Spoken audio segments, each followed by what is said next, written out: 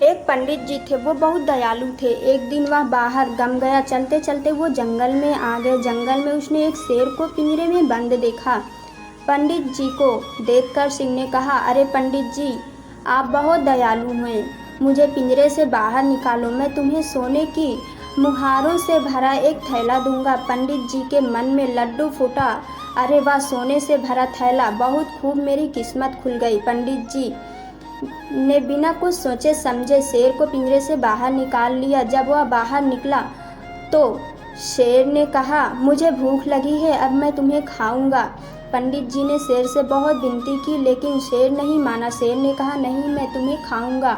उसी समय एक लोमड़ी वहां आई। पंडित जी ने लोमड़ी को सब कुछ बताया, उसे स्वयं न्याय करने को कहा। लोमड़ी कहती है, निर्णय करना बहुत कठिन है, मुझे बताओ कि सिंह, तुम पहले कहाँ थे और पंडित जी तुम कहाँ थे। ये सुनकर शेर पिंजरे में कूद गया और खड़ा हो गया और बोला, मैं पहले यहाँ खड़ा था। पंडित जी ने बताया कि कैसे उन्होंने शेर को पिंजरे से बाहर निकाला।